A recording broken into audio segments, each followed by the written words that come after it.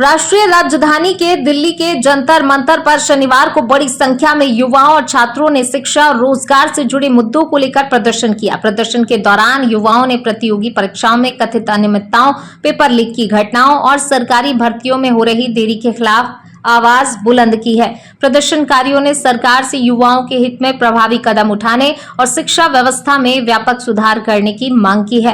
प्रदर्शन में शामिल युवाओं का कहना था कि वर्षों की मेहनत और तैयारी के बावजूद परीक्षा प्रक्रिया में बार बार सामने आने वाली समस्याओं के कारण लाखों अभ्यर्थियों का भविष्य प्रभावित हो रहा है। उन्होंने मांग की है परीक्षा प्रणाली को पूरी तरह पारदर्शी बनाया जाए और पेपर लीक और अन्य गड़बड़ियों में शामिल लोगों के खिलाफ सख्त कार्रवाई की जाए। जंतर मंतर पर आयोजित प्रदर्शन में देश के विभिन्न राज्यों से पहुंचे छात्र छात्राओं ने अपने विचार रखे। कई प्रदर्शनकारियों ने कहा कि रोजगार के अवसर बढ़ाने और रिक्त पदों पर समयबद्ध भर्ती प्रक्रिया सुनिश्चित करने की आवश्यकता है। प्रदर्शन के दौरान युवाओं ने नारेबाजी करते हुए अपनी मांगों से संबंधित पोस्टर और बैनर भी प्रदर्शित किए। सुरक्षा व्यवस्था को देखते हुए दिल्ली पुलिस ने जंतर मंतर और आसपास के क्षेत्रों में अतिरिक्त बल तैनात किया था। प्रदर्शन शांतिपूर्ण ढंग से संपन्न हुआ और आयोजकों ने कहा कि यदि उनकी मांगों पर उचित कार्रवाई नहीं होती है तो आगे भी लोकतांत्रिक तरीके से आंदोलन जारी रखा जाएगा। युवाओं ने सरकार से संवाद स्थापित कर उनकी समस्याओं का समाधान करने और शिक्षा और रोजगार से जुड़े मुद्दों को प्राथमिकता देने की अपील की। उनका कहना है कि देश के विकास में युवाओं की महत्वपूर्ण भूमिका है और उनके भविष्य को सुरक्षित बनाने के लिए ठोस नीतिगत फैसले आवश्यक हैं।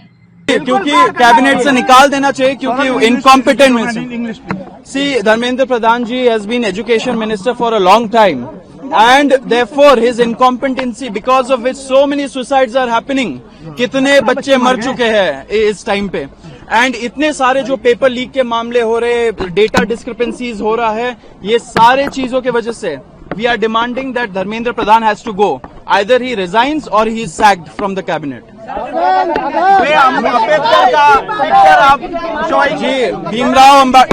भीमराव अंबेडकर जी ने बोला था एजुकेट, ऑर्गेनाइज, एजिटेट।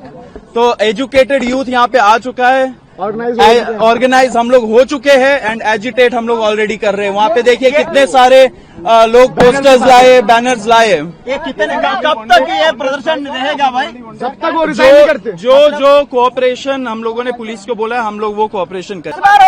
यही कल्चर को हमें चेंज करना है। क्यों इस्तीफा नहीं होगा? अगर कोई इनकॉम्पिटेंट नेता बैठा हुआ है तो वो निकलेगा नहीं क्या कैबिनेट से?